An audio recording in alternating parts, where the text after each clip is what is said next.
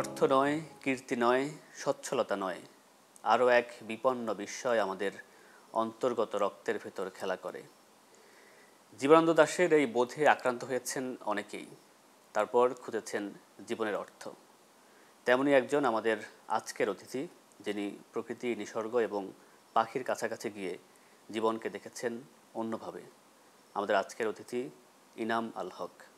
আপনাকে স্বাগতম আমাদের আজকের আলোচনায়। আমি যদি আলোচনাটা এভাবে শুরু করি যে আমরা অনেকেই তো ভ্রমণের কথা বলি, কিন্তু সেই সঙ্গে আমরা বলি বৃক্ষের কথা, নদীর কথা, নির্জনতার কথা, কিন্তু শেষ পর্যন্ত আমাদের অনেকেরই আর ভ্রমণে যাওয়া হয় না। নিজের যে গণ্ডি সেটা পেরিয়ে অন্য জায়গায় যাওয়া হয় না। আপনার কি মনে হয় যে যারা চারপাশটা দেখে না ঠিকভাবে বা ভ্রমণে যায় না, তারা আসলে কি থেকে বঞ্চিত হয়? ভ্রমণ কিন্তু দু রকমের। একটা হলো চেয়ারে বসে ভ্রমণ, আর্ম চেয়ার ট্রাভেলিং, এটা ইংরেজিতে বলাই হতো। যে কারণ যারা ভ্রমণ করত তারা বই লিখত, ওই বই পড়াটাও একটা ভ্রমণ। আমি মনে করি, আমি যেহেতু কিছুটা আগের লোক বলেই হয়তো, যে ওই ভ্রমণটা আগে করা জরুরি। মানে আপনি যদি একটা জায়গায় সত্যি যেতে চান, তার আগে যে একজন গেছে তার লেখা পড়ে ফেলুন। এবং সে যে যেন তেন লেখা না, যে আচ্ছা জায়গাটার বিবরণ আছে শুধু, তা নয়, জায়গাটার ইতিহাস আছে, জায়গাটাতে যে তার ব্যক্তিগতভাবে কেমন লেগেছিল তারও একটা বিবরণ হয়তো থাকতে পারে। এই রকমের লেখা পড়া ওই ভ্রমণ করার আগে, তা নইলে ভ্রমণটা কিন্তু আধা ভ্রমণ হয়ে যায়। তা আপনার কি মনে হয় যারা ভ্রমণে যায় না তারা আসলে কি থেকে বঞ্চিত হয়?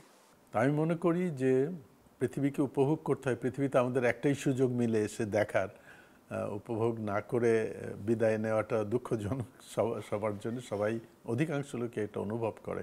সত্যিই যদি একজন সশরীরে কোথাও না যেয়ে থাকে, আমি মনে করি না তার বিরাট একটা ক্ষতি হয়েছে। কারণ আমরা যতই চেষ্টা করি না কেন, পৃথিবীর সশরীরে আমি পৃথিবীর 1% জায়গাতেও যে উঠতে পারবো না, কোনোদিনই সম্ভব নয়। আমরা অনেকের কাছে শুনি যে ভ্রমণে গেলে মানুষ তার নিজের কাছাকাছি আরো পৌঁছায়, সে নিজেকে আরো ভালো করে উপলব্ধি করতে পারে। মানুষ অন্য প্রাণীর মতোই প্রকৃতি থেকেই হয়েছে। তো আমরা যেহেতু আমরা আমাদের জীবনকে বদলে ফেলেছি, অন্য প্রাণী যেটা পারেনি। আমরা আসলে তো প্রকৃতি থেকেই এসেছিলাম, ফলে প্রকৃতির প্রতি টান দেখেন আমাদের সবার সহজাত, ওইটা কাউকে তৈরি করে দিতে হয় না। এবং যারা কোনোদিনও প্রকৃতির প্রায় কোনো স্পর্শই পায় নাই, হসপিটালে জন্মেছে, একটা নগরীর 10তলাতে সে বড় হয়েছে, গাড়িতে করে স্কুলে গেছে, যে স্কুলে মাঠ নেই, এমন লোকের মনেও কিন্তু প্রকৃতির প্রতি টান আছে। সে কিন্তু সূর্যাস্ত দেখতে চায়, সূর্যোদয় দেখতে চায়, বন দেখলে খুবই উচ্ছ্বসিত হয়ে পড়ে। বোঝা যায় যে এটা আমাদের ভেতরে এখনও রয়ে গেছে, আমরা যতই কৃত্রিম জীবনযাপন করি না কেন। বিশেষ করে প্রকৃতির যে বৈচিত্র্য, এক জায়গায় সাগর, আর এক জায়গায় ঘন বন, আর এক জায়গায় মরুভূমি, এইগুলো দেখে আনন্দ পেয়েছি।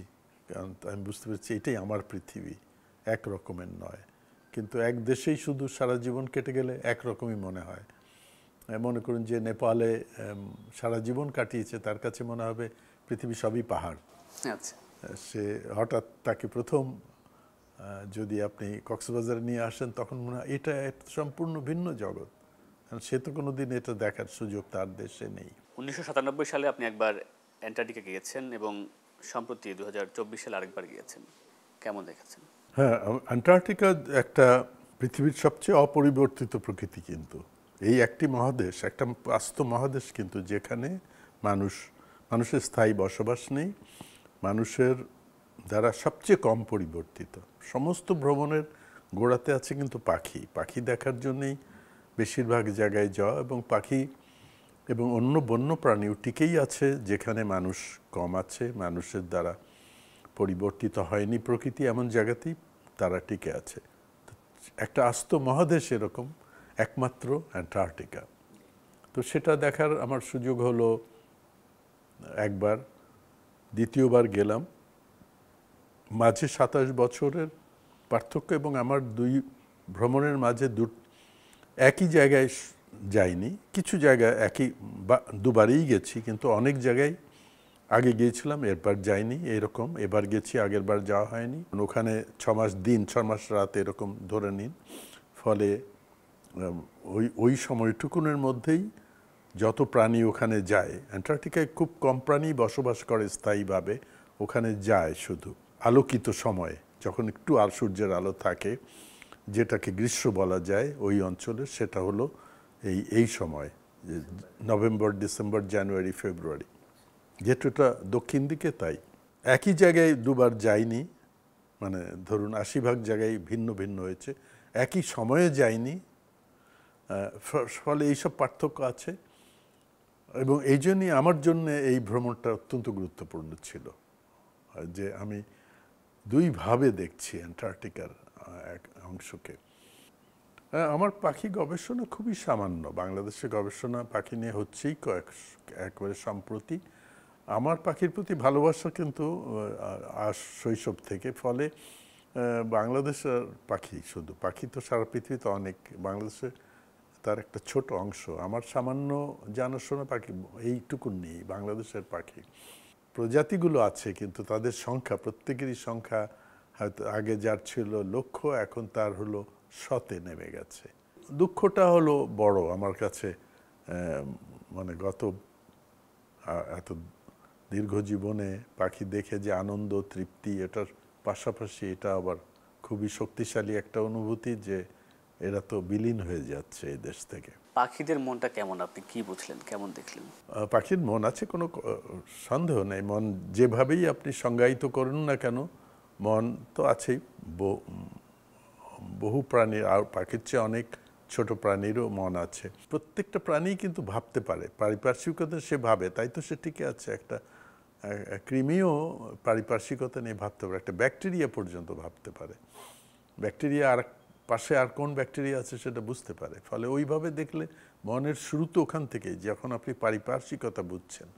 কিন্তু আমরা আমাদের মনকে, যেহেতু আমরা জটিল পর্যায়ে এনেছি, আমরা সংজ্ঞায়িত করি কি করে? যখন আমরা বুঝতে পারি যে আপনারও মন আছে। আমি যে শুধু আপনাকে দেখে আপনাকে সম্বন্ধে কিছু ভাবছি তা নয়, আমি এটা হচ্ছে সেও তো আমাকে দেখে ভাবছে।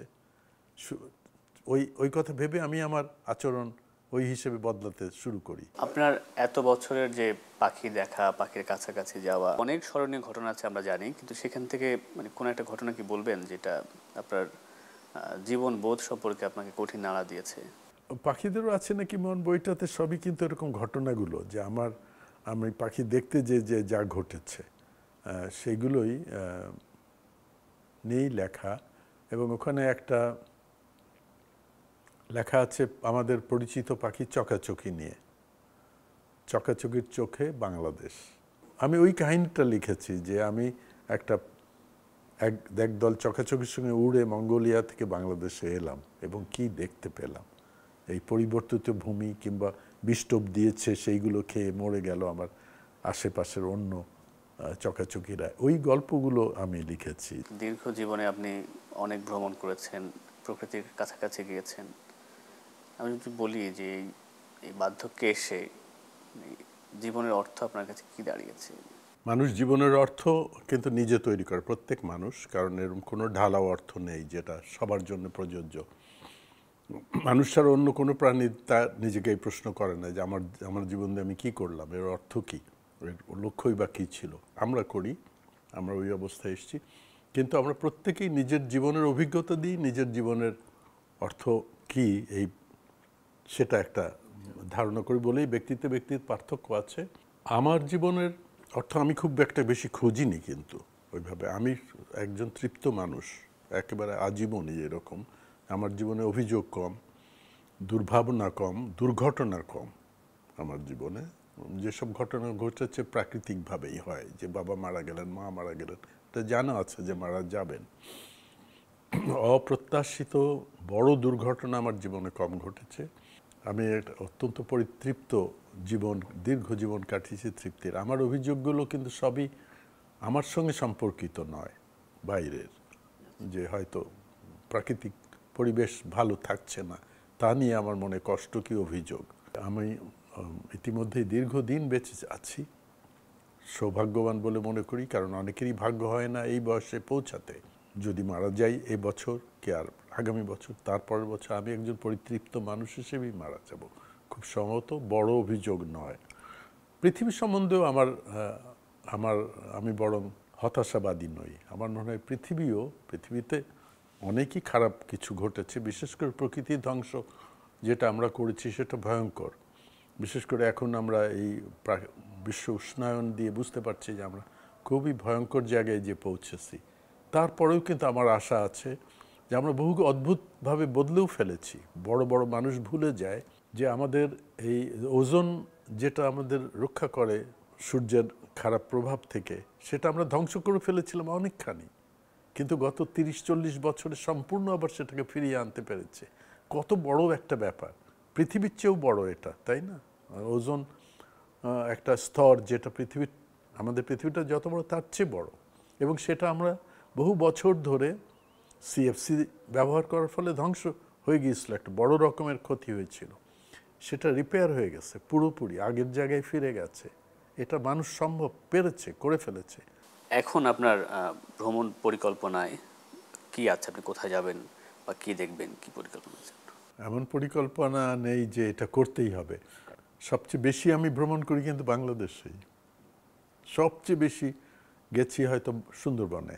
সুন্দরবন বাংলাদেশের সবচেয়ে একটা প্রাকৃতিক জায়গা যেটা সবচেয়ে কম ক্ষতি আমরা করেছি, এবং সম্প্রতি আরও ভালো হয়েছে। আগে ডাকাত ছিল, ডাকাতের অনেক ক্ষতি করতো, এখন অনেক কমেছে সেটা।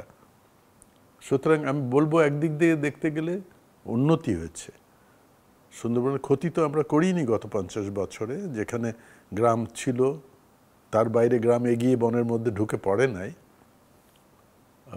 পড়তে পারতো, কিন্তু পশ্চিমবঙ্গে তাই হয়েছে। সুন্দরবনের ভেতরে বন তৈরি করা হয়েছে, সেটা বহু আগে থেকেই তারা করেছে, সেটা আমরা করিনি। তো এটা ছাড়া দেশের বাইরে যদি বলেন তাহলে পরে আফ্রিকায় যেহেতু প্রাকৃতিক বন রয়ে গেছে, প্রাকৃতিক প্রাণী রয়ে গেছে, পৃথিবীর 7টি মহাদেশের মধ্যে 2টি মহাদেশ অ্যান্টার্কটিকা এবং আফ্রিকা, যেখানে মানুষের হাতে কম পরিবর্তন হয়েছে। সবচেয়ে ভালো অ্যান্টার্কটিকা, তারপরেই কিন্তু আফ্রিকা। কিছুটা দক্ষিণ আমেরিকাও, অ্যামাজনের বনটা কিন্তু অনেকখানি অপরিবর্তিত। মানুষ অনেক ধ্বংস করেছে, তারপরেও 80% এখনও যেমন ছিল 100 বছর 200 বছর আগে তেমনই আছে। সেখানে এমনকি ওই বুনো মানুষ এখনও বসবাস করে, যারা কোনোদিন আমাদের মতো মানুষ দেখে নাই, দেখলে সে তীর দিয়ে মারে। কি অসাধারণ যে এখনও পৃথিবীতে এমন জায়গা আছে। তো ওই আমার ভবিষ্যৎ ভ্রমণের তালিকায় আছে তাহলে অ্যামাজন আমি একবারই একটু অল্প সময়ের জন্য যেতে পেরেছি। আফ্রিকায় 5-6 বার গেছি, কিন্তু আরও বহুবার যেতে চাই, যেসব এলাকা দেখিনি তা দেখার জন্যে।